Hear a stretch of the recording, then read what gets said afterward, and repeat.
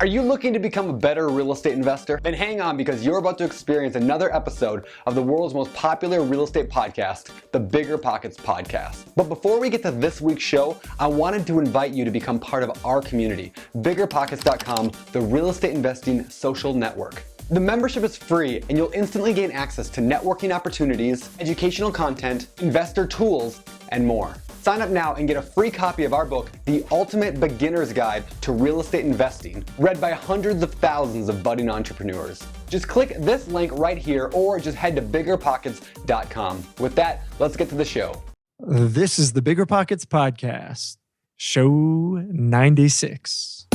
You're listening to BiggerPockets Radio, simplifying real estate for investors large and small. If you're here looking to learn about real estate investing without all the hype, you're in the right place. Stay tuned and be sure to join the millions of others who have benefited from BiggerPockets.com, your home for real estate investing online. What's going on, everybody? This is Josh Dorkin, host of the BiggerPockets Podcast, here with my somber-looking co-host. I don't know. You look so sad, man. Brandon Turner. I was reading something on the page. I don't know. Ignore me. I'm glad you're paying attention. These people are listening on audio mostly. They can't tell I'm looking distracted. I can. It's distracting. It's ridiculous. It's ridiculous. Yeah. What's up, man? How you been? I've been good. Actually, it's been good. Winter's coming in. It's getting cold. Taking my dog out in the morning. Not fun. Nice. Not fun. Yeah. I'm sitting here looking at like a mini blizzard. It wasn't even supposed to snow today. It's like 10 degrees up. Yeah. Well, yeah. It's awful. You want to whine about it? Yep. All right. Move on. I do. All right. Great. Thanks. Awesome. Hey, everybody. Check it out. Listen, this week, some cool stuff happened. We got a facelift. I actually did not get a facelift, but I know I felt it coming. I felt it coming in from Brandon. Yeah, I was going to say it. Now, the BiggerPockets blog just got a facelift. We just put a brand new look and feel to it, cleaned it up, modernized it. The old blog was a little stale, so we've cleaned it up. And we added some new features in the past week or so where members can leave comments without having to kind of jump through hoops. So check out the blog at biggerpockets.com/renewsblog and, read our content and get involved. There's some great stuff in there. That there is. Cool. Yeah. Cool. All right. Today, let's get to our quick tip. All right. Our quick tip today is quick. If you want to be a guest in the BiggerPockets podcast, normally we just choose people based on, the whims of whatever we want to choose. But we want to give you the opportunity to don't give that away, man, because there were some angry people. How do they pick these guests? I want to. You'll never know my how we choose, but the inner workings.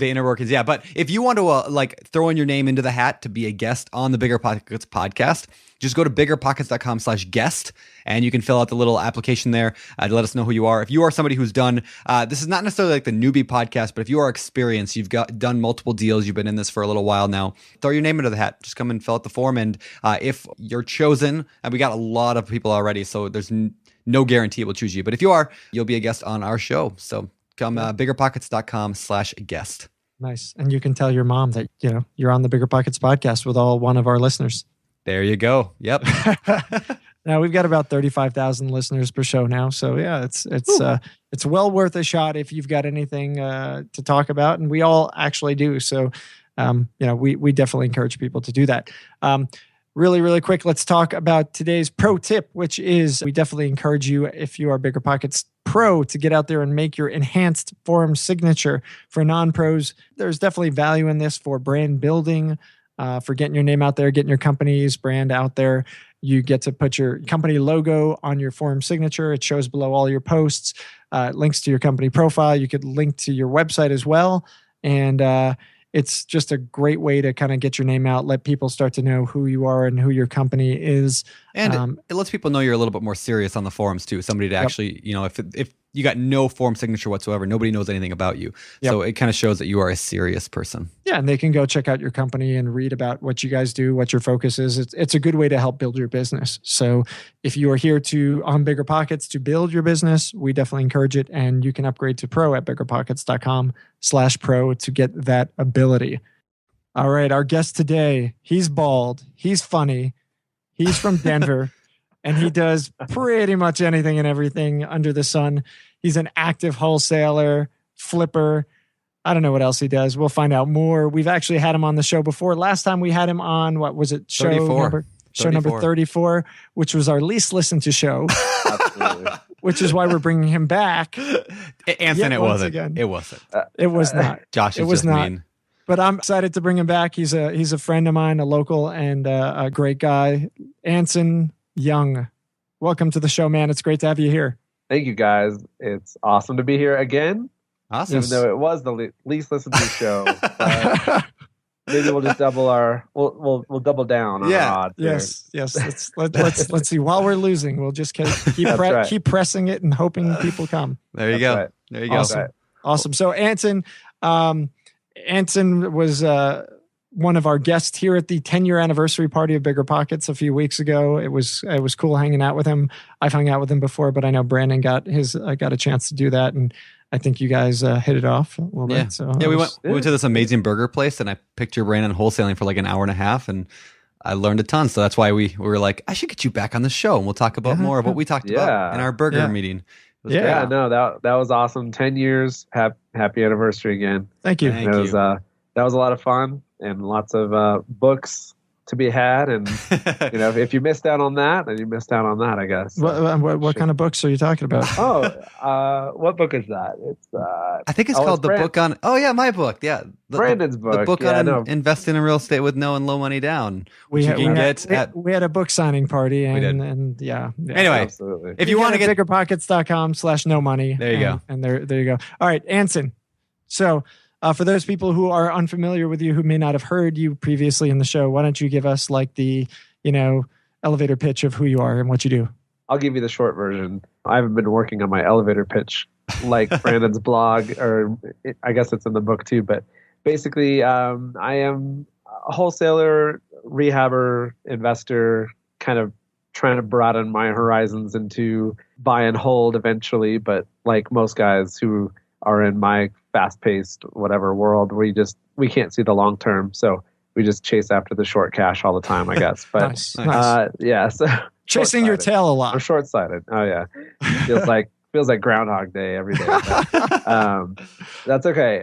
Working on your job, right? Working on my job of every day having to find deals and all that fun stuff. Right. So, You know what's funny about what you just said? Just real quick to interrupt you. I was talking to a guy yesterday, and we were talking about how, wholesalers and flippers are generally more they want the quick cash now, and the buy and hold guys are later. And I equated that to the idea that ever since I was like 2 years old, I ate Lucky Charms cereal for breakfast a lot, and I would always eat the cereal first, marshmallows at the end. I would always save my marshmallows, and which explains a lot, probably why I'm a buy and hold investor more than I am a flipper and wholesaler, because I'm okay eating the marshmallows at the end when it's just pure marshmallow. It's so good.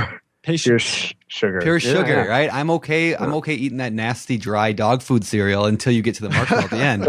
It's amazing. Anyway, so everyone listening to this, ask yourself, I guess do you they eat won't your... be our next sponsor. They won't be our That's right. sponsor. Lucky Charms. Yeah. Sponsoring it. Yeah, too bad. Too bad. And I think I did save the marshmallows last too. Okay, well, Count Chocula is more. yeah, that should be our new question to the famous four. What's your cereal? The famous Your five? Yeah. Your favorite cereal. All right. Well, remind us again. Go back to the story. I mean, how did you get started? How did you get into this whole game? Got started in about 2004. We had briefly moved down to Arizona for a couple years. Decided to just kind of jump in, get involved in the local RIA. This is after, of course, reading Rich Dad Poor Dad, just like everybody else's story. But started getting involved with the local RIA, Cash Flow 101 games, just following people around like a lost dog, and offering to do pretty much anything for them, any kind of job. Like if you need me to run across town and get something done, And so eventually I got picked up by one or two very kind people who I owe my start to. Nice. Doing crap jobs for them. And then eventually just buying my first house down in Arizona. And we sold it a year later, moved back to Denver with a big check, and pretty much been hooked ever since. And never stopped really learning, never stopped finding mentors and masterminds, and kind of keep that going, because every time I stop, it feels like everything slows down. So nice. So just keeping that education piece rolling for sure. So cool. And that was a live-in flip, correct? That first flip. That was a live-in flip. We had kind of tried to lease option it, And I had one guy on the hook, and I lost him because I had zero experience, of course. But we just decided to move into it, and we lived there for I think a little bit less than a year, and we ended up selling at the perfect time for Arizona, Phoenix area, and that was pretty much that. So. Awesome. Hey, really quick, to those people listening, this is show 96 of the Bigger Pockets podcast, and you can check out the show notes at biggerpockets.com/show 96. All right, Anson, what have you been up to since we talked to you last time? Since you talked to me last time, I've been doing a lot more rehabbing by myself and with a partner, a lot less wholesaling, but that's just because we've just been keeping everything that we would have wholesaled. And any wholesales that I've gotten passed along to me, I used to, co-wholesale them, shop them to my buyer's list. Instead, we've just been buying them and holding, and flipping them, obviously. So I'd say that that's kind of the big difference, kind of moving in that direction. But that's not to say we've done some wholesales in the last year, but it's been a lot more keep everything that we can find, which is kind of not like a greedy thing, but it's just, hey, these are great deals. We can make more money on them, rehabbing them. And there's frankly just kind of less deals out there in general, it feels like. So are you keeping them just because you've got better margins on it? Are you keeping them because you've built out a better team to be able to handle them? Why keep them versus the wholesaling? And I'm assuming if there's probably some leftovers that you do still wholesale. That's right. We've been keeping more just because the numbers are better. I mean, we can, in 4 months make 4 times what we could make in wholesaling, and then there's not a lot of volume there. So if we would make $5,000 on a wholesale, instead we're trying to pull down 20 out of a flip.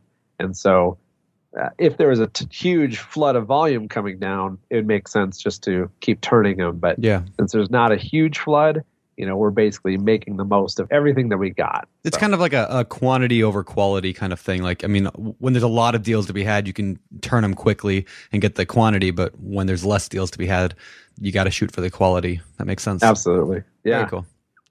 So on that regard, then, I mean, have you seen your market? Is that what your market's been doing? What have you seen the last year in your market in Denver? Well, it's been really, really hot.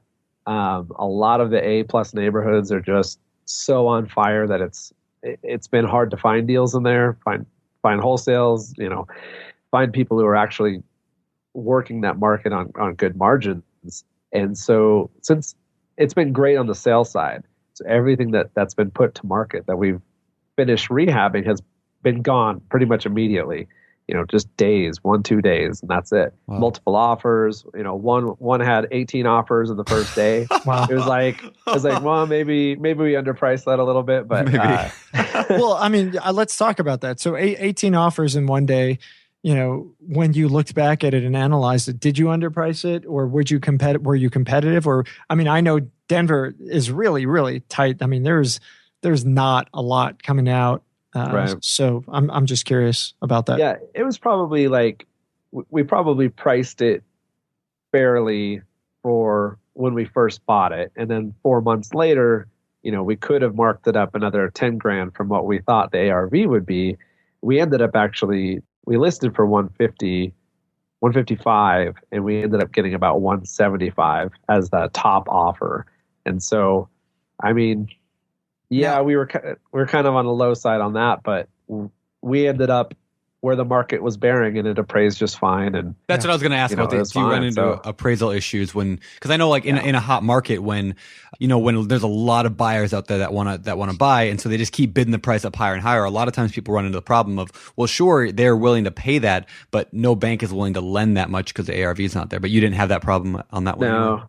No, and we haven't had any appraisal problems in the last year. And there's been ones that we thought, let's say, 195 is our ARV, and then when it comes to market, we put it out for 210. Yeah, and it still get it. It goes under contract just fine. It passes appraisal. We have no issues. So right now, not so much. It's kind of slowed down a tiny bit, but anything that's move-in ready, that's really nice, that's being put on the market is flying off the shelf. So hey, really quick, what is ARV for those people who are unfamiliar?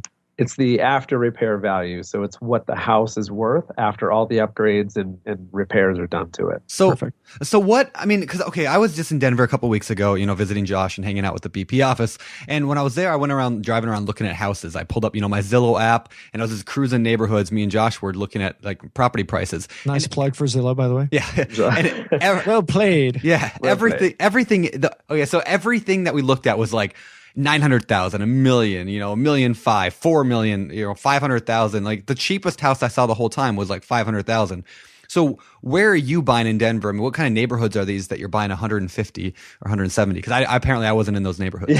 No, I don't think you were. If you were anywhere around Josh's office, that's a really hot high end area, and where attached townhomes are selling for $1 million. So that area, not so much. It feels like everything that we've done in the last about 2 years has been in the suburbs of Denver. So, the north suburbs or the southeast suburbs, where these are the cookie cutter, everything was built in the 70s.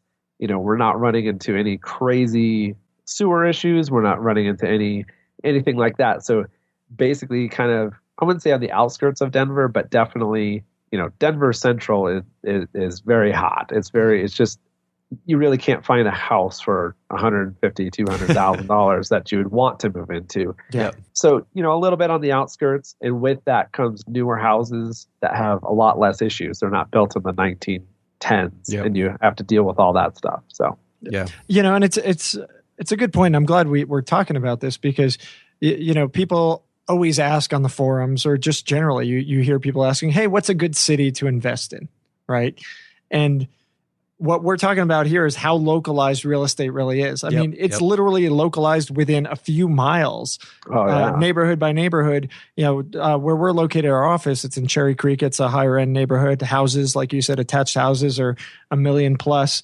Whereas an attached house 3 miles away might run you $150,000, $175,000. So it's it's important for newer investors to understand that. It could even go block by block. When you're looking at real estate, you can't look at it on that. A city is really a macro level. It's too big.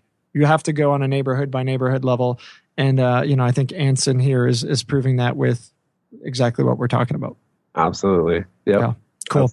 Cool. Hey, so you mentioned earlier something called co-wholesaling. I'm just curious, what is that? I don't know that we've talked about that term before on the show. It's where maybe another wholesaler has a deal and he's having a hard time selling it, and if I come along with my buyers list, I can shop it to my buyers. If I have somebody who wants to buy it, then that wholesaler and I can split the fee, or maybe I mark it up. But it's kind of a contentious thing because you see a lot of wholesalers trying to co-wholesale, but they're not getting the other wholesalers permission. Well, they're stealing. Yeah. And not only that, but like I've seen a lot, even the last couple of days, where friends of mine on Facebook are like, I just got my own deal shopped back to me for 15 grand more than I have it, and then some of them actually went ahead and tried to play with those people and, like, nice. Yeah, I'll buy it. Go ahead and, get me information from the, from the seller or whatever, and like, really try to bind these people up. But so I don't try to go about it that way. If it's basically friends of mine or people who I know in the market here locally who have a deal, maybe they've pushed it out to their buyers, they haven't got anything, I'll contact them and say, hey, can I just shop this to my list? We'll figure it out. If I have a buyer, great. You win, I win, they win. Yeah. Everybody wins. So co-wholesaling is exactly that, but I wouldn't do it without permission, without, even sometimes an agreement. Sometimes, that equitable interest thing gets weird when you're not even the person who has it under contract and you're trying to sell it. So definitely get permission and maybe have an agreement with that person that says, hey, this address I'm going to try to sell for you. We can have it locked up, So. Yeah. And I think that's a very, very, very fast way, not doing what you're doing, but just saying, hey, here's a wholesale deal, find it on a site somewhere, find it on Craigslist, and just start selling it to people with the hope you can get a buyer, and then go back to the guy who's listing it and say, hey man, I found a buyer for your deal. Well, dude, you don't have my permission to promote that. What are you doing? right? Right. Exactly. And that could lead to some serious problems, some reputation issues, and challenges. So, don't do that. I love when I see MLS properties on Craigslist for like $15,000 or $20,000 more than they're on the MLS for. And Nice. somebody's just hoping they went and found it on Redfin or Zillow or Trulia, and they're like, I'll just put it over on Craigslist and mark it up $20,000 and hope that I can make that profit. Like that's wholesaling to them. Yeah, somebody will get in there, right? Yeah, that's that they're thinking. And that's called getting yourself in a lot of trouble. Yeah, That's also true. Yeah, don't do that. So, okay, so flipping houses, that's what you've been focusing on, rehabbing and flipping. We talked about why it's because of the whole quantity versus quality thing. So maybe we can kind of talk about how are you in today's competitive market? How are you finding deals? Okay. A lot of them have been straight MLS. That's a game for me that's losing its appeal day by day just because it is that Groundhog's Day thing. You're going out there with the most competition. Everybody's eyes are on there and looking for the same kind of thing. So in the meantime, been doing some direct marketing with one of my partners. We've been knocking on doors of pre-foreclosures. Like you physically have been actually knocking on doors. Yep. That's awesome. Oh, wow. Here's why I think that's awesome, right? Because you're like a professional, full-time, like you're doing this real estate investor, and like that's not too low for you. You don't have to go and hire a I don't know. I'm not saying anything bad about hiring people, but I just love the fact that you're out there hustling still, like and making your business work. I love that. Well, you just said the word. He's hustling. I mean, that's why he's probably one of the most active investors I know in town. Yep. I mean, he's a hustler, and that's a good thing. Right, and it's not glamorous work. I mean, it's almost literally where I started at in Phoenix. Was one of the guys like, hey, I don't have anybody in that neighborhood, in that area. Can you just knock doors for me? And that was kind of my start in the whole thing. And nobody loves to do it, but it's definitely the more uncomfortable things are, that's where you find less people. So less competition, anyways. So there might be a few people knocking on doors, but let's talk about door knocking a little bit. I don't think we've ever actually really focused on that. And I want to make a point on that, by the way, because when I got started as an agent, I used to door knock, and it was horrible. I mean, it's horrible. It really is not fun. You get people slam the door in your face, and you try and be polite. And I baked cookies once, and they threw them at me, and some lady punched me once. No, that's all. Those are all lies, actually. But I did door knock, and it was horrible. But there was nobody else doing it in the area that I was doing it, so it did help me to get an in. And what you just said, Anson, about doing the unglamorous things, I used to also go and hang door hangers. So I door knock, and if they weren't there, I'd put a hanger on the door. That's exactly where I started. And what I've noticed is this: like in my house, I never get hit up by investors. I never get hit up by agents. None of them are marketing in my area. I have like one or two agents who send something in the mail to me, but nobody's marketing to me. And I'll be selling my house at some point, probably in the next year, and I don't even know who I would use as an agent. Maybe you, but. I don't know who I would use because there's nobody marketing to me. And it's so silly. Like, you guys get out there, because I know there's a lot of agents that quote unquote work my neighborhood, but they're all doing the lazy stuff, right? They're trying to get the low hanging fruit, and nobody's putting in the extra effort to bang on the door, get to know everybody in the community, and be the guy that everybody's like, oh yeah, that guy's always kind of around, being helpful, offering stuff, whatever it is. Yeah, absolutely. Yeah. So how are you door knocking? I mean, what does that even mean? What does that look like? Obviously, you're knocking on doors, but do you just drive up a random street, or how does that work? Well, it's a little more targeted. So we're getting pre-foreclosure lists, and we can filter those out by equity. We can filter them out by all kinds of things. But I usually go for, they only have one loan and they have a little bit of equity. At least, well, some are a lot of equity. We target those first, but there's not all that many out there. But And so you have this list, and it might be 15 in an area, or 15 to 20 in a zip code. So we just jump in the car, go knock on the door. A lot of times they're not home, so we'll leave them a note. We'll just leave them like a handwritten note, either a sticky note or something in an envelope with their first name on it, so that when they get home, they see something, they open it up. And there's a lot of theories around how to open up people, how to, what you say in that note that you leave. And for me, it's basically just, hey, Joe, I really need to talk to you. Can you give me a call? And then my name and then phone number. And a lot of times it's like, hey, what do you want? You're like, who are you? What do you want? And so it's a little bit talking them down off that ledge, but you're doing that anyways if you're knocking on their door and you're like, hey, I understand your house has a sale date of, November 29th. What do you want to, kind of go that route? You're talking people down on that way too, because you're basically, just by physically standing there, you're like a physical representation of the problem. Yeah, of the man. Of the problem that they don't want to deal with in the first place. Yeah. So you standing there is usually enough to either enrage people or, depends on where they're at in the process, but usually there's a lot of anger involved. Yeah.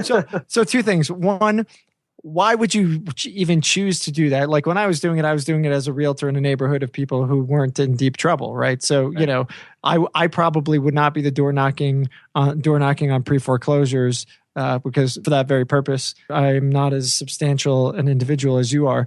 But I know you pack heat, so that always helps. Whoa, rumors. No. But like, hey, why not just send the mail to them? Or get on the phone versus doing that.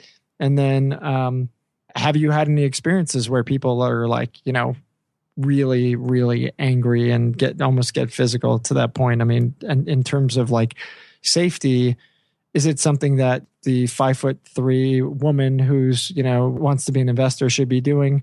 And I know many of you 5'3" women are very capable of defending yourselves. However, that's right. No, so the first part, in that, why am I doing this? It's basically with direct mail, and we've been ramping up direct mail, just not to this list. Since that list is readily available, it's public information, there's a lot of people who are going after that. So while they might have 12 letters from investors that are easily ignored, you just don't have to open them. It's a little bit harder to ignore, 6'1" guy, 200 something pounds that's knocking on your door. Not in a mean way. I'm there to genuinely help, but there's a lot less competition that way too. And literally, this is why, because when you have people who have, they might owe 30. This is a literal scenario where they owed about $30,000 on this house, as is was worth easily 110, and then fixed up 170, somewhere in that neighborhood. And we're knocking on their door. It was about 3 weeks before their foreclosure date, and they're standing there going, I don't know what to do. Like I didn't know that I could sell it. I didn't know I could sell it to you. I didn't know I could sell it on the market. Like I literally don't know what to do. And so if you could if you could be a help to them and help them, and then also obviously you're running a business too. But and a lot of times with short sales, I can also say, if it's not working out for me, I can definitely try to either help them sell it as an agent. I have that in my tool belt. Or I can refer them to an agent, or, a lot of times they just don't know what to do. Their head might be so far in the sand that they're just not thinking correctly. And so when it came to that deal, it was just a light bulb. Like, oh, this is exactly why I'm doing this, because they're ignoring their mail, but they're not ignoring me. And I'm standing here talking to them. I'm the only one literally standing there talking to them. Yeah. So that's a huge advantage. So that's great. And then as far as safety, I wouldn't say it's for everybody. You have to have a pretty thick skin. A lot of people slamming doors in your faces. A lot of people who get pretty angry. I haven't had, any angry elves since probably Arizona. It seemed like, I don't know what it is about Arizona. There's just hotheads or something. But nice. There was a lot of like. You just made a lot of fans, by the way. Yeah, right. No, I love Phoenix. No, there was a lot of jacked up trucks parked in the middle of the yard, and having to go up and knock on this door, and that it might be confrontational. And so don't be afraid. It's not worth it just don't be afraid to walk away. Just walk away if you feel like you're ever, in danger at all. I mean, it's not worth it. It's one house on a list of thousands. Yeah. And so, totally not worth it. Don't put yourself at risk. So. Yeah. And it's a good point. And, safety has been something that's really been at the forefront of the real estate industry lately. We had the murder of the agent. I forget where it was about a month ago. There's a lot of stuff there's a lot of crazy people out there, right? Bottom line. And whether you're an investor or agent, I think we all basically should be looking out for each other and be smart and be safe. And if you ever feel like you're in a position where you're uncomfortable, get out, it's, as Anson said, it's not worth it. There's other deals, other opportunities will come, and you should really have a plan as both investor and agent. And I think one of the easy things that people can do is, if you're going to door knock, let somebody know, where you're going to be, what your plan is. If you're showing houses, or if you're just showing your own house, let somebody else know where you are, just in case. It's just always a good practice. Absolutely. Yeah. Let them know where you're going, and maybe just a list of addresses. Say, hey, my plan's to hit up these 20. Yeah. So yeah, awesome. Hey, least. So you mentioned the lists. Where can somebody get absentee lists? Is it from like ListSource or something like that? The one that I was talking about is pre-foreclosure, and that is public information. You can usually go to your county website and pick that up. Yep. In Denver, there's a subscription website. It's called Rehab that we use, and it's nice because you can just filter out a lot of things by equity or lenders or stuff like that. As far as I know, they're only in Colorado, so not a huge help for a nationwide audience. But I'm sure that there's something available, for on a greater level. Maybe foreclosures.com, but I've never used it, so sure, don't want to plug it too hard. Gotcha. All right, so we talk about finding deals. How are you going about financing your deals?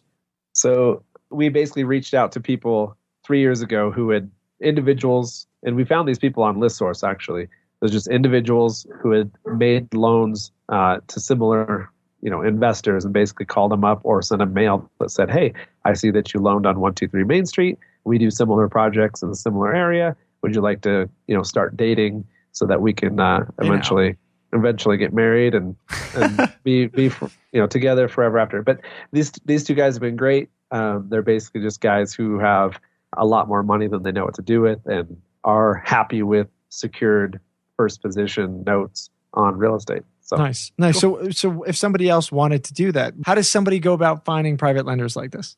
So you can do exactly what I did, which is go to listsource.com, and they pull all kinds of general lists. But under the mortgage tab, there's an option for private party loans. And this is where it's an individual and not an institution. So it knows the difference between Josh Dorkin loaning on a property and Wells Fargo. So you can pull all these. I'd pull the most recent 6 months, and then boom, there's an entire list of private money lenders in your area. Some I think might be hard money lenders, but I think the majority are, basically guys like mine. They're just guys who have relationships with known investors.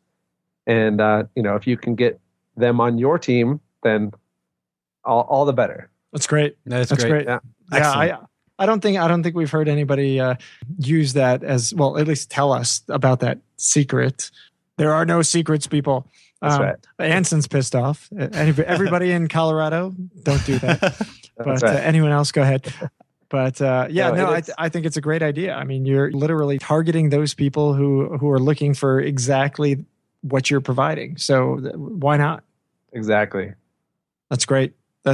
Cool. So, and you said that you've got two people, two private lenders. How long did it take? How many people do you think you hit up to get those two people?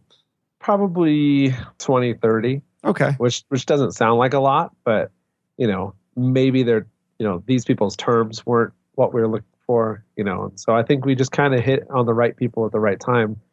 And then thinking about going out and doing kind of a second round of this, and not only to retest the waters, but it'd be nice to have a little bit more capital at times. So yeah, you're gonna go pull up that list, get their home addresses, and knock on their doors. Absolutely, that's the best way to do it. Put that skill to the test. No, but it's either a lot of people mail them, but if you can get their phone number on whitepages.com or something like that, I mean, just a quick cold call can usually be exactly what you need. Yeah. Set up, if you can set up a meeting and, like I said, start dating before you go anywhere else. I mean, a lot of guys will throw their hat in the ring with somebody who has a track record and a little bit of, you had the balls to call them up and, solicit them. And if you're serious and you have a track record, then they would see the benefit to that. All right. So you've got a track record, or so you claim. Yeah, that's great. You're calling me up. You want my money. How do you demonstrate that track record to me? How do I believe a word you say? Well, we usually have, the last number of properties, sometimes all of them that we've ever done, and basically just present it to them to say, hey, here's the numbers on our last X amount of deals. Yeah. And, you can look them up by tax records. It's all verifiable, this information. If they need to drill down and see, HUD ones and promissory notes and stuff that we've done with other investors, I don't think I'd be too, that would be fine. I mean, basically anything that gives us credibility. Yeah. And if they need a little bit more, then, it's all there. We're not trying to hide anything from anybody. So. Right. So do you have a package like that you provide them, or you're like, hey, just look me up? Probably should have a package. I mean, we would print something out if we were going to run to meet somebody, but it's, like I said, something that we've done one round of. And so it hasn't been, definitely need to sharpen those skills. So yeah, go back around for round 2, and maybe we'll have something a lot more professional. Yeah. So nice. But that's kind of like the whole theory behind. I mean, I do a webinar on BP every couple of weeks about like how to analyze properties, and I walk people through the BiggerPockets rental property calculator or the flipping calculator that we have. My main belief is that if you're trying to attract financing, you need to have a professional image to show people, especially if you are new. If you don't have hey, sure, here's the addresses for the last 30 houses I did. If you don't have that, at least come together with something professional that says, look, I know how to do my numbers. I know how to take, Dude, are you picking on him? This is our guest. No. Nice. He's got the 30 more deals. He doesn't need that, right? He doesn't need that. He just got to walk in the room and be like, whoa, was that Anson? He was on the BiggerPockets podcast. Oh my God. 2 episodes. Oh that guy's amazing. Anyway, so a legend. A legend. So anyway, so that's why I always encourage people to, especially when they're new, is to do an analysis on a property. If you're brand new, then just do a sample analysis. That's a tip that Michael Blanc, who's a writer on our blog, he always says is put together a sample deal. Don't lie and say it's a real deal when it's not, but this is what the deal is going to look like. This is what I'm looking for in a deal, and present that to a lender or a partner or whoever it is you're trying to do. I love that tip. I think that's awesome because it says, that's great. Yeah, they know what they're doing. So it's kind of on that same note then, for somebody who's brand new and just starting out, besides having a presentation, do you have any tips for people who are listening that need to attract financing? Because that's hard to get financing for deals. What do you suggest for people? It is. And I think the caliber of the individuals that we did attract, they probably wouldn't have lent to us on our first deal, our second deal. These are guys where track record was huge. And so, it's just starting out. I think I said this on my first podcast, but it was based, my very first flip deal was basically partnering up with somebody who did have cash and wanted to find a flip. I had a little bit of experience in finding these distressed properties. And so creating a kind of a partnership where he's bringing the money, I'm bringing pretty much the deal. I'm bringing the Anson. Bringing the Anson, which is worth a lot. I would say a partnership like that could be huge on the first few deals. And then once you have even 2 under your belt, say, hey, we did 2 in the last, 3, 4, 6 months, whatever, that's more track record than a lot of investors even have. And so coming to, where you're cold calling, soliciting people from a list source, then it becomes a little bit easier. But in the beginning, I'd say, just like you said, hey, here's some sample deals. This is, you can build a sample deal based off of your criteria and your business model. And then when you're presenting that to investors, you say, hey, this is exactly the kind of deal I'm looking for. I won't do a deal that's less than this because then it puts it at risk. And so you're basically funnel your business plan into, let's say, the BiggerPockets flipping calculator. And there you can say, this is my ideal deal. And putting in that much work beforehand, I think, lends to a lot of credibility. You didn't just show up and with a blank piece of paper, you have something there that's, hey, I've analyzed the numbers backwards and forwards on potential deals or the ideal deal, and this is exactly what my business is looking for. I won't put your money at risk or, my money at risk for anything less. Yeah.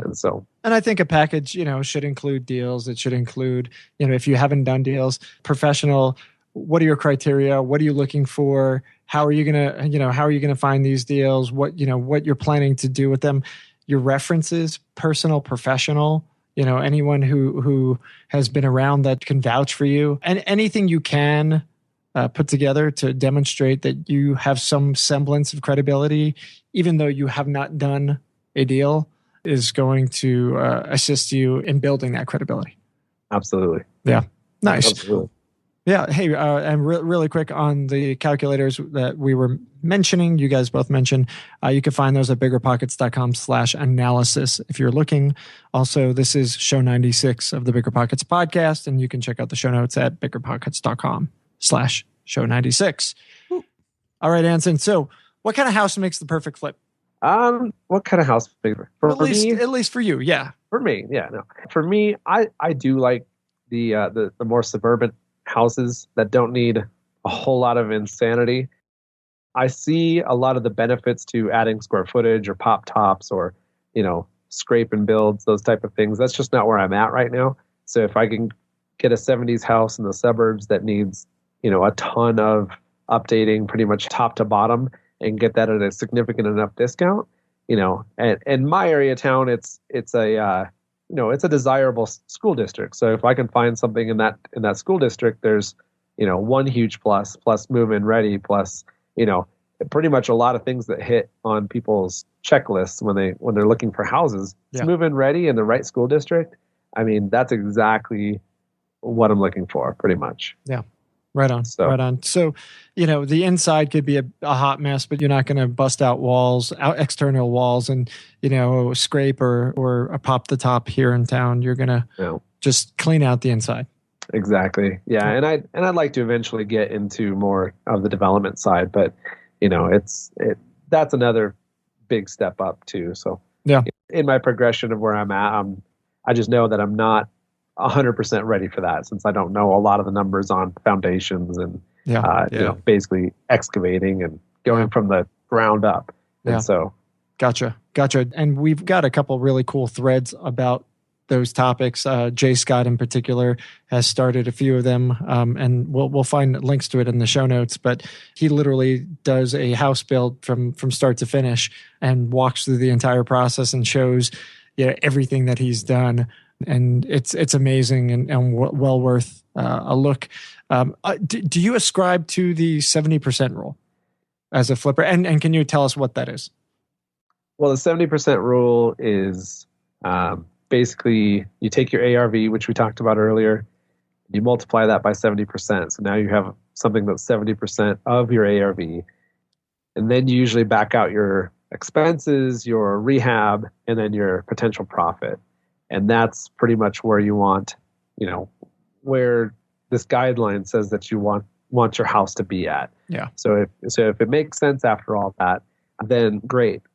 I'd love to do 70% deals all the time. Yeah. But it's they're a little bit more rare, because at the end of the day, you're not buying at 70% of ARV. You're buying closer to 60, 55% of ARV. So if a house is worth $100,000, you might have to buy it at 55 to make it work, with all those other numbers, rehab, profit, expenses, all that fun stuff. So I would say that it's a great guideline to filter deals through. It just doesn't work in every market. Yep. And that's been, well talked about, I guess, on the forums and everything else. But if it's a 70% deal here, then it's a deal. It's a good deal. Yeah. And in other markets, it might not be. But it's not hard and fast. Usually ours is like, we want to make a minimum of $20,000 after everything. Okay. And so that's kind of our rough numbers that we work with. Okay. So you start with the profit in mind and then work backwards from there, instead of working from some, 70% rule, I guess. Exactly. Yep. Cool. Right on. Yep. And how good are you at hitting those numbers? And how good were you when you started? I mean, was that a natural progression? I'm assuming the answer is yes. It is. I think one of the crap jobs I took when I moved back to Denver was basically doing BPOs for an agent for 8 hours a day. So I'd crank out, 10 to 15 BPOs a day. And that was invaluable to my knowledge at ARV and that piece of it. When it came down to kind of going into the market and flipping myself, the missing piece was estimating rehabs. And so that piece, obviously Jay Scott has a book out about it. That's pretty much the only book that I know that's that detailed and comprehensive. The book on estimating rehab costs. Yep, exactly. And so while the ARV piece, it started off with a lot of good experience getting that. Even then, it gets refined and honed over time. But for me, the rehab piece was the big piece, and that was a lot of, my first partner was who lent the money was also in, I wouldn't say in construction, but he did a lot of the work himself, so he knew a lot of the numbers on rehab. And then it came to shadowing other investors, following them on potential deals to see how much these things were costing them, and then working with a few contractors and just walking property after property and kind of getting a better idea of what all those numbers are, because the whole key is to the deal. So yeah, awesome. Hey, really quick, the book, the estimating book, you can pick that up if you're interested. It's the BiggerPockets book on estimating rehab costs at biggerpockets.com/flipping book. And you can also get the book on flipping houses at that place. And it's a great book, covers a ton of stuff. You mentioned BPOs, and BPOs, it's what, broker price opinions. I always get the BP&O. No, that's it. Okay. Yeah. So, just for those people listening, what is a BPO? And I love the idea that you went and did BPOs. I, as an agent, was desperate to do BPOs because I wanted to learn about the industry, and I thought it was a good in to get in with REO banks and eventually become an agent that the banks would call up to list their properties with. So, sure. If we could just spend like a minute or two just kind of explaining how all that works. Yes. So, and I think that it was a good way to get in with banks kind of back in the day. Yeah. Was they would start you off with, hey, we're going to assign, 10 BPOs over time to this agent. If they crank them out, they do a good job, they do them on time, and their values are pretty good, then they might feed you, a listing or something like that. Yeah. I'd say that those days probably are gone. Yeah. But so BPO, broker price opinion, usually it's a bank who assigns it, but I know that there's note servicing companies who want BPOs on their houses. There's all kinds of other uses for these. It's kind of a appraisal light. I'm not a licensed appraiser, but these banks were entrusting us to provide a value for these these houses in foreclosure. And so at the time it was kind of just a BPO farm that would just farm it out to agents. We would get assigned a certain number a day. We'd crank those out at $50 a piece or whatever they're paying. And so it really consisted of driving by the property, taking pictures of the outside. At the time, couldn't really knock on the doors and get on the inside. They just didn't want that. So outside pictures of the street, basically they wanted notes on everything that's going around in the neighborhood, what the curb appeal is, all that fun stuff. And then a lot of the work starts when you're pulling comps on the MLS, comparables, 3 active, 3 sold, and you plug all those into their spreadsheet, and you can do adjustments on those comps. So basically, if this is a 3-2, 3-bedroom, 2-bath, and this is a 3-bedroom, 3-bath, what would the adjustment be for that extra bathroom?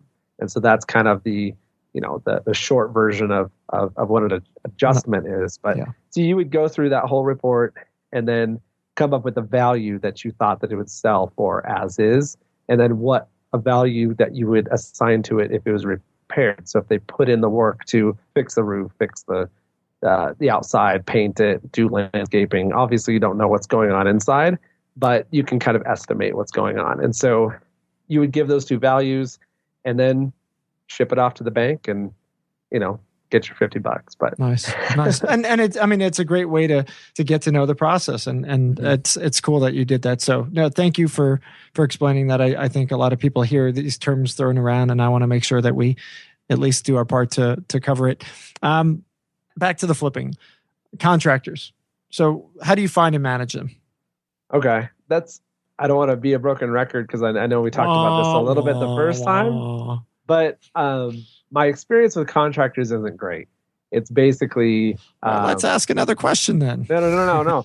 For all the contractors who Anson has jerked over. No, I'm just kidding. Yeah, it was me. No, it it was basically a big contracting firm here in Denver that left a ton of investors high and dry, and this was 2010, right into 2011 is when this whole thing happened, and thankfully I wasn't hugely screwed by it, but I did have 2 or 3 investor friends who also were using this company who got just worked over. Just basically they just disappeared overnight, and these guys had written 5-figure draws to them, $30,000 draw, and yikes. Yeah, and that money is nowhere to be seen. So and hopefully they're in jail. No, no, they're not. That's but awesome. yeah, I know. So when it comes to trusting contractors, that's definitely something that I need to work out. I've talked to a lot of people here locally, and right when I was kind of about to jump back into that realm, because right now we kind of project manage small crews, and then we sub out anything that needs a permit. So electrical, HVAC, those kind of things get subbed out to licensed contractors, and then any non-licensed work that can be done, we have crews that we just manage, and that's worked out really well. And while we've cycled through a couple of crews, we're not entrusting them with the entire job. There's kind of a puzzle piece that comes together. And so that's been the workaround to being, screwed by a contractor. And right when I was about to dip my feet back in, there was just a couple of horror stories through the BiggerPockets meetups of contractors who have just worked over some of these BP members, and some of them, newer or like right on their first or second flip. And it really just didn't. It just doesn't set well with me that somebody can just run off and then change their business name and then start work next week. Awful. It's like that's so awful. So finding them, I think Jay Scott has a lot of good advice on that, where you can show up to Home Depot early, and I've done that to find different pieces of that puzzle that we talked about. I think that that's a great way to do it, honestly, is to find the hustlers who are working hard and find those guys. And, and usually a lot of times when you find these people, don't let them go because they're so good. Yeah. But, there's always a time when things change in the arrangement, or these people's lives where, things start going downhill. You need to recognize that immediately and start cutting. Yeah. So. Yeah. And my philosophy, and correct me if I'm wrong, this is kind of my experience. I'm curious, both of you guys, generally when I've dealt with contractors, and again, this is not all, because there are some really amazing contractors that are phenomenal, but it seems like the contractors I've always kind of run across are always looking to do something bigger and better, looking to do their own projects, but never quite have all the skills that they need to do that. They're not organized enough, or they're not financially capable enough, or something else, that they never quite fully get there.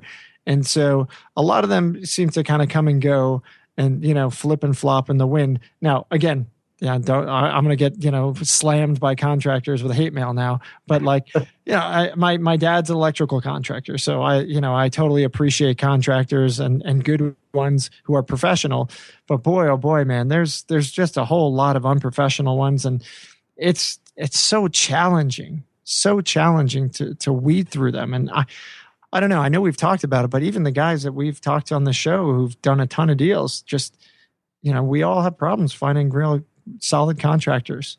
That's true.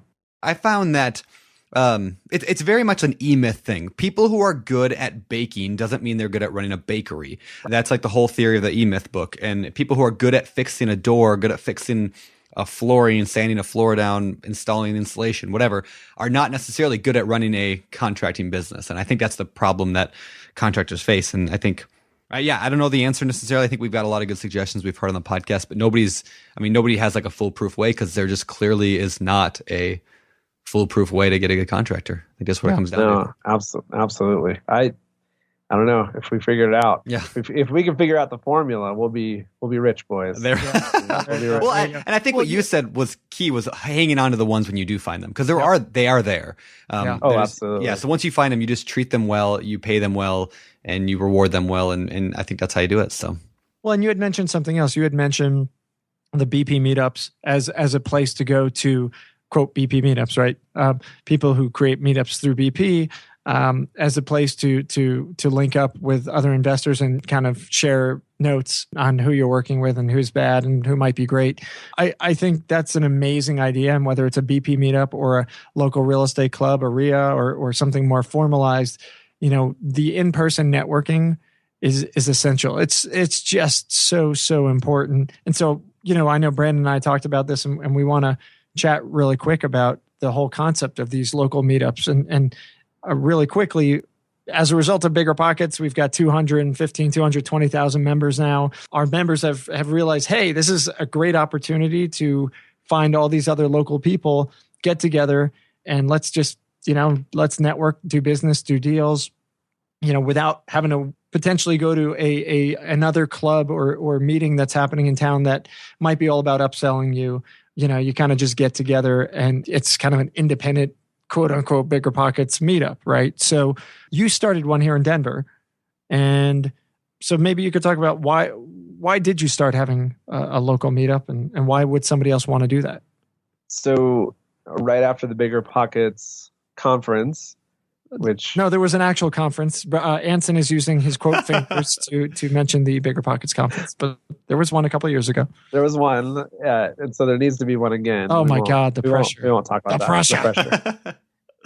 Now you have the staff involved, so you can probably we can pass it off to somebody. Well, if you guys continue to push me and pressure me, we will. Don't worry. Anyway, so right after that, there was after an evening session, there was probably about 15, 20 people just hanging out in the bar of the Hyatt. Just this free form of expression of just, it was like the forums on crack plus beer. It was, well, yeah. And so it was, sounds deadly. It was this kind of hyper networking with people who you know, and you might only know them through online, and that's kind of a newer phenomenon, but you've listened to them. You do realize online has been like 20 years now. It's not that new. Well, a lot of people find their wives and husbands, and I'm just saying it's a new phenomenon. No. So there was this great exchange of ideas and people that from online. And so I think I talked to Brandon about this, but I think I came to you, Josh, and I was like, that was amazing. Let's do that locally. And you were like, great. You take the lead. Nothing to do with it because I don't have enough time to do it. And so that's where it was born out of, was basically, and then I posted something on the forums not too long after that says, hey, let's, continue that. Or if you weren't involved in that, let's start kind of that process here. And so it's kind of just an informal group that gets together, and there's no agenda, there's no speaker, there's nothing sold, obviously. And it's basically just, we're all going to introduce ourselves. We're going to talk about what we do or what we want to do.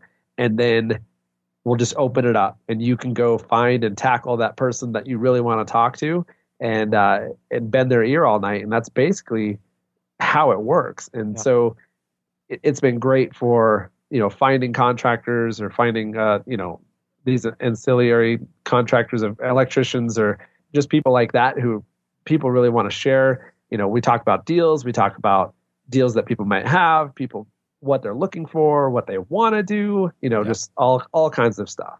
That's great. And, there's meetups now in dozens and dozens of cities around the country and world.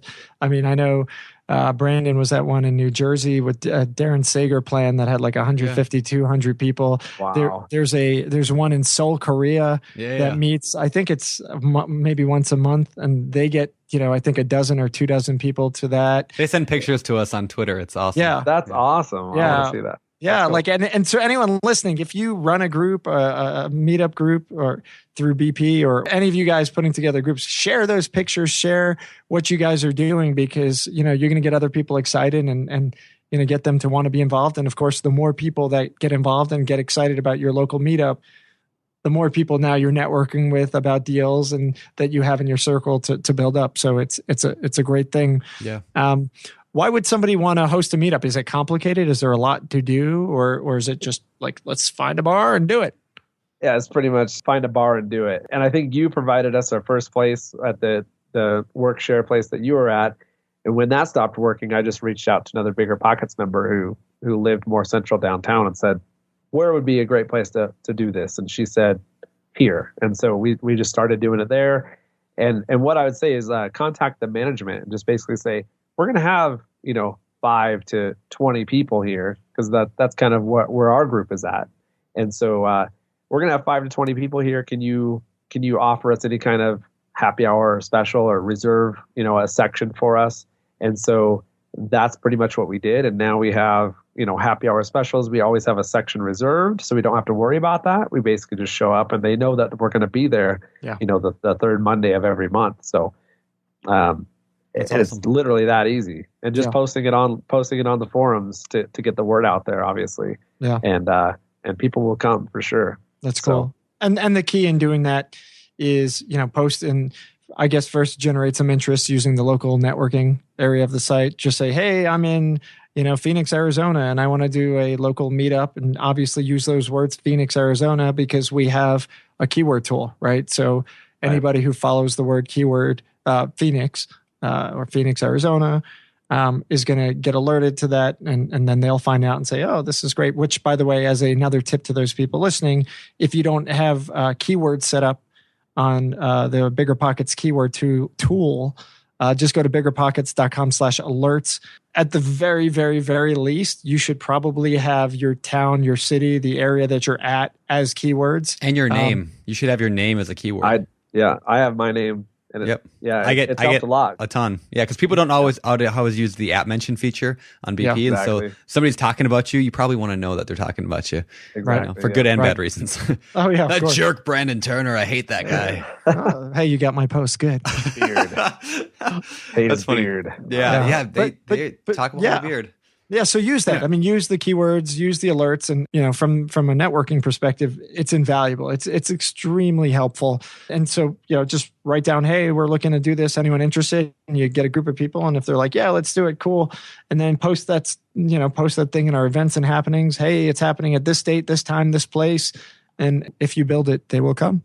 Exactly. Cool. Yeah. Yep. Awesome. Cool. All right. Well, my kind of last question before we move on towards the later half of the show, can you talk about any mistakes that you've made, whether it was, early on or maybe even in the last year since we last talked to you? Are there anything that you maybe did wrong or you wish you could have done better? I'd say when I first started out in wholesaling, I probably made a lot of just dumb mistakes, like reputation damaging mistakes of kind of like what we talked about before of trying to sell deals that aren't yours without permission. I talked from experience on a couple of those things. Nothing ever turned out weird or, piss anybody off, but I'm sure it just doesn't look great when somebody's trying to throw long deals when you just mark them up and shoot them out to your list. And the person who's selling the deal might be on that list. And so I'm not saying that's exactly what happened, but it's basically just little things like that where you get a little bit more experience, you get a little bit more well read on the forums, and you kind of learn, okay, now that I'm buying houses from wholesalers, that's exactly what I wouldn't want to see from somebody who's running a business trying to do little things like that. I'd say that lately we've been trying to push the boundaries a little bit on design. And so there was kind of a funny incident where I posted a floor just kind of just to see what people thought on a Facebook group that's they're a little bit more cynical than I'd say the average BP member. And so I posted a floor shot of like, hey, what do you guys think? We're branching out here. And it was like 50, 70 replies, and it was pretty evenly split. There's a lot of hate for it. And this is, it's not a big deal. They're basically those reclaimed wood looking tiles. And then we kind of did them in this modern kind of design where there's like, a bright white one in the middle of these designs. And so you see that in higher end houses, which we're trying to do is kind of bring in a little bit of those elements from higher end flips, higher end new builds, those kind of things, and put them into a $200,000 median home price house. And so a lot of people who are used to this HGTV idea of everything just beige, like a beige explosion in these flips, that it's funny how much like vitriol was just like, I hate that. And so I'd say that we've done that lately, and probably, I wouldn't say mistakes, but we have shut out some buyers that might have been looking for that product. So in a down market, that could have been a huge mistake. But at the same time, in an up market, people who you might cut out, 3 out of 10 buyers, Right. but now you still have 7 willing to put down money on a contract. And you may expand your market as well by doing that. Exactly. So Yeah. I think it's just getting bored of seeing the same old thing over and over again. But Well, I think it's cool to experiment, right? I mean, Yeah, that's what you're doing. You're kind Yeah. of bringing a little bit of art and creativity to what you're doing instead of making it so formulaic, right? exactly. So I'd say that it could have been a huge mistake if the market was a little bit down. But at the same time, there's still a lot of people. I might cut out half my buyers just Yeah. based on that small poll Yeah. of experienced rehabbers, and half of them hated it. They thought it was the worst, and the other half were like, I see you're trying to do something new, do something a little edgy. And it's, I'm no designer, but for that many people to just say, I hate it. I knew that that we had cut out a big chunk of buyers too. So Gotcha. Oh, that's cool. That's cool. So those are mistakes. What about victories? I mean, what really cool accomplishments? What have you done in the last year that you've been really, really proud of? I'd say 2 things. One is cohesive branding is something that I've been trying to do a lot of, where my I brought up a web presence. I think last time that we talked, I was like, I don't really have a website. I don't really need one. And I think that everybody needs one in some capacity, whether it's just to vet you as a professional, or that, hey, this guy really is in business and he has a web page to prove it. Not that proves everything, but basically cohesive design across the board when it comes to the real estate piece. Since I am licensed, any marketing that I'm doing is branded, and then pretty much having this web presence that's also branded. And that sounds like something that's little, like, oh, we should have done that first. But for me, that's been a big victory this year, is to get that all together and taken care of. So now that when I do market, I have this cohesive thing where it's not just a yellow letter from a random person. It's something that's branded and a little more visibility and a little more credibility. And then the other piece was there was a virtual wholesale deal, which wholesale is kind of the marriage of wholesale and retail. And it was out of market, obviously 2 hours north. And that ended up to be a huge learning experience with a lot of pieces of it. But at the end of the day, it was a great deal and learned a ton from it. And that was kind of the capstone to, this last quarter was that deal, and kind of branching out to, I've done some virtual wholesaling, but doing this virtual wholesale where it's a whole different element when you have realtors involved and all kinds of stuff like that. So when you throw it out on the market and you're doing instead of doing it to investors, which I'm used to doing, now I'm trying to get an end buyer, somebody who's going to live there to buy my wholesale deal. And so that was kind of mistakes of, I couldn't find a wholesale buyer in time. So plan B was close on it and then, wholesale it. So didn't do any work to it, just threw it right back there, out there on the MLS. And that was that was a great win for recent times. So Awesome. Cool. Awesome. Yeah. That's great. That's great. All right, well, let's move on to the world famous. It's time for the fire round.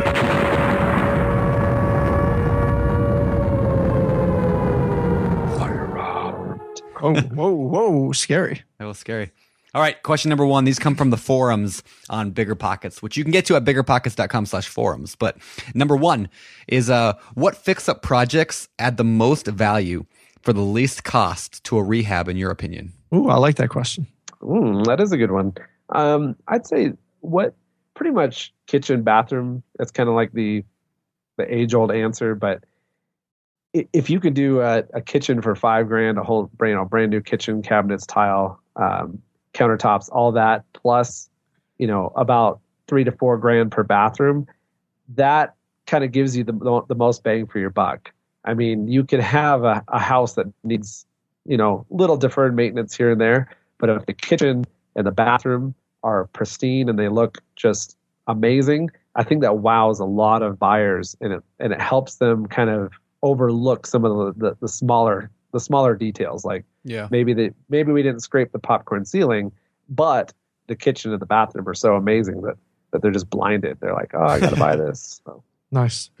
All right. When it comes to wholesaling, what sorts of leads produce the most closed deals for you?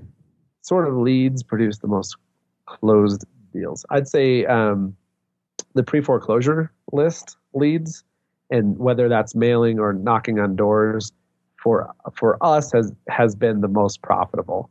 There's 100 different ways to do that, but for us that's been the most profitable. So. Cool. All right, for a newbie wholesaler with absolutely no experience, what first steps would you say are crucial? First steps as a newbie wholesaler, I think that the first steps are to definitely get out there into your market, into your local RIAs or BiggerPockets meetups. Definitely talk to people who are buying. Learn what they're buying, their criteria. I'd say that before almost anything else, because then you can know if what you're going after is realistic, if it's and at least then exactly what your buyers are looking for, and you'll always have that information. These guys who usually buy and who are at these meetings, they're buying for years and years and years. So even if it takes you another 6 months to get everything else up off the ground, you did that groundwork of, hey, I know exactly what these guys are looking for. Now I know what to go after. Whether it's this guy looks for 2 3s in the zip code. I mean, that could be enough information to get you started. So you're not looking all over the city. Yeah. Now you're just looking in that zip code. Yeah. So great.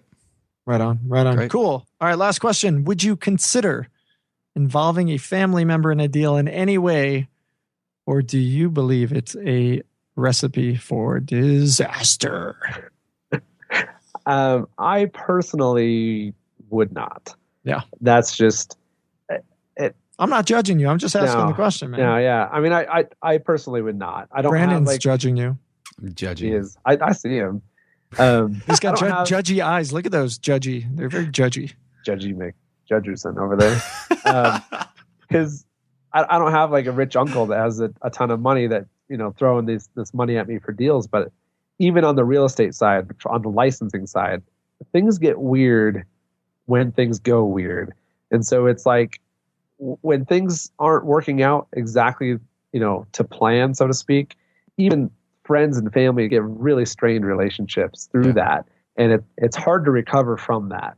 Yeah. And so from doing that on the license side and things, nobody's not talking to anybody anymore or anything, but it's still like, if I can avoid that headache, then great. And would I love to work with, my good friends and my family? Sure. But is it worth it to have things go crappy? I don't know. Yeah. So, yeah. And for your friends and family who are listening, it's not you, it's me. That's right. It's not you. Nice. Yeah. Nice. Awesome. Cool. All right. So we have had you on the show before, but we're going to do it anyways. Let's get to Famous For. All right, Famous For. These questions we ask every guest, and we've asked you before, like Josh said, but we're going to find out if anything's changed maybe. The first question is, what is your favorite real estate related book? So my new favorite book, and this isn't, I'm honestly not trying to plug this, but I've been reading through Brandon's new book, and it's been said this. It's been really good, only because that's a big piece that I haven't explored a lot past reading on the forums, and so now I have Brandon's insight to how he's done these deals, and that's been really cool. So when I start on the buy and hold side, that's been huge. So there it is. I will. I'll give you what is the title? It is the book on the book of, I gotta read the title. It's really, really long. He made it super long. It is really the book long. on investing in real estate with no and low money down. That's right. It's a good book. It is. No, Thank you.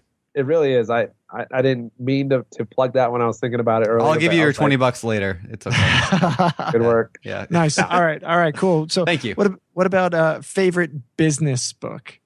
So this is another recent read, I guess. I guess you can just say, what are the 2 books you read most recently? But this one is. He's got short-term memory. That's about it. This one is the 10X Rule by Grant Cardone, and it's more of a goals. I think he's a sales coach, but this is definitely like how to take your goals and then ramp them up as high as possible. Because my goal used to, not really goal, but it used to be like, if I can just wholesale one crappy deal a month, I'd be fine. Like, I reduce my expenses enough to the point where that's fine.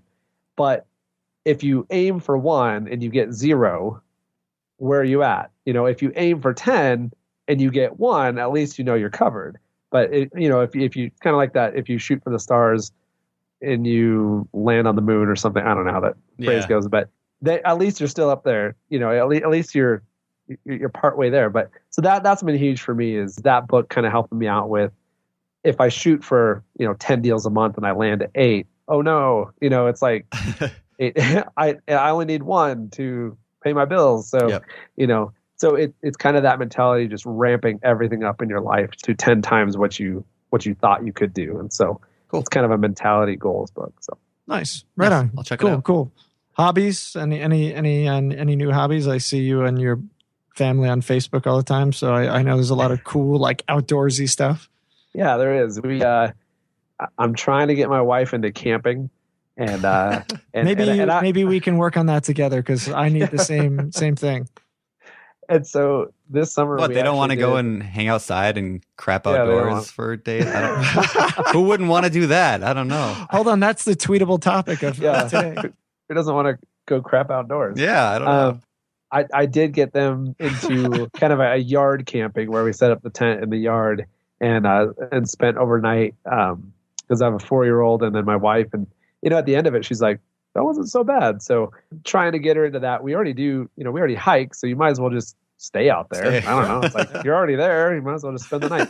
And then the other piece is same with kind of adventure race or obstacle race type things. We did Tough Mudder this year, and nice. And I basically drug my wife up there kicking and screaming.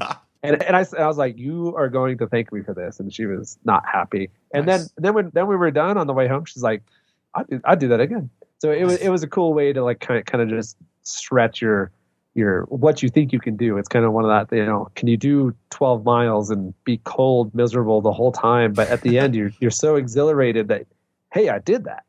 And so for us, that was a lot of fun. So we're looking forward to doing a bunch more of those next year, and maybe some outdoor camping if she wants to go crap in the woods, I guess. I like how you talk about your wife crapping in the woods versus yourself, but we'll make sure she doesn't listen to the show. By the way, if you guys are doing one next year in the spring, not the winter, in the warmer weather, if there are those, and you want somebody else, I'm down. And you guys on the show, all of our listeners, you heard it here first. I do want to do one of those, and nice. I'm looking for a partner in crime to drag me out, because my wife won't do it with me. So nice, yeah, absolutely. Let's rock it. Absolutely, nice. Cool. All right. Final awesome. question from me: what do you think sets apart successful real estate investors from those who never get started, fail, or give up? I have to go back to my original answer, because for me, I struggle with it too, which is, massive action consistently. So, and I said consistency last time. This is basically the same thing, just, I guess, reworded, in that if you're not working on this every day, you're not going to get to where you want to be. If you're not working on at least the things that matter. You could be working on your website and then never go out and find buyers and sellers and do the marketing and do the work to get deals, and you're wasting your time. So be consistent on the right activities, and you will you'll definitely reap the benefits. But I found that anytime that I've my deal flow or anything has gone downhill, I can trace it back immediately to not working on the right things consistently. Yeah. And every time, and been doing this for 8-9 years now. So every single time, you think it'd be easy to wake up and be like, oh, this is exactly what I have to do. But life happens, things happen, you get into ruts or whatever. But if you're consistently working on the, dollar producing activities, the rest will worry about itself. Yeah, that's great. That's great. And a lot of people find themselves spinning their wheels in busy work and never actually doing anything. And I think regardless of the industry, that's something that we just, in general, people fall into. So I love that. That's awesome. Yeah, it's definitely just a people thing. It's not, we're not all unique. You just got to wake up every single day and just hustle. Yeah. So. Hey man, where can people find more about you? Where can you get a site, or, are you on, how do people find you? I'm on BiggerPockets, obviously. A lot of people find me there. And I'm also at AnsonPropertyGroup.com, and that's just a basic, seller website that they can come to and check out. If you want to check out things there, that's great. But BiggerPockets is the best place to find me. Just send me a message, and we'll hook up there. Awesome, cool, awesome. Well, Anson, thanks so much for coming on the show. You are. It was great having you back. We definitely appreciate it. Picked up some new tips, and want to thank you for joining us. I'm absolutely glad to be back, guys. Thank you so much. Well, thank you. Awesome. All right, guys. Well, thanks for listening to show 96 of the BiggerPockets podcast. Again, show notes can be found at biggerpockets.com/show96. If you are listening to the show on iTunes or elsewhere, please go on iTunes and leave us a rating review. Let everybody know what you think of the show. Hopefully you guys like it and leave us a good rating. Those ratings certainly help us out. The reviews help us out. They help people who are searching for us to find us and find out, hey, these guys are, they're doing good stuff. So thank you very much in advance. If you haven't already left us a review, we'd appreciate it. Beyond that, follow us on Facebook, on Twitter, on G+, on LinkedIn, on YouTube. We're sharing lots of great content in those places. And get active on the site. Get out there, make things happen. If you don't have a local real estate club or group in your area, create one. Hit up Anson. He'll help you out. Post it in the show notes or just get in touch. And that's it. We appreciate you being a part of our world, our community, and we want you to get out there and make things happen. Don't just spin your wheels. Be successful. Go make it happen. So good luck to everybody. Thanks for listening. We appreciate you. And stay warm because it is snowing yet once again. It's like 10 degrees out and snowing. Welcome to winter. Nice. I'm Josh Dorkin, signing off. You're listening to BiggerPockets Radio, simplifying real estate for investors large and small. If you're here looking to learn about real estate investing without all the hype, you're in the right place. Be sure to join the millions of others who have benefited from BiggerPockets.com, your home for real estate investing online.